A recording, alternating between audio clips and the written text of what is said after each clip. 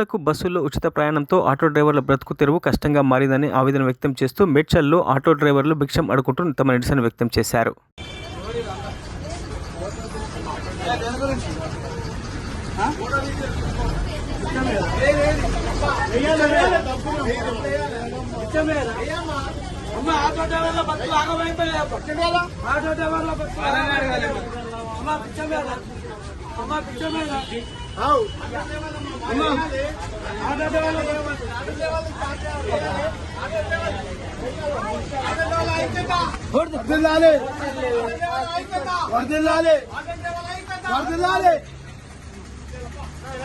మరిన్ని అప్డేట్స్ కోసం మా ఛానల్ని సబ్స్క్రైబ్ చేయండి.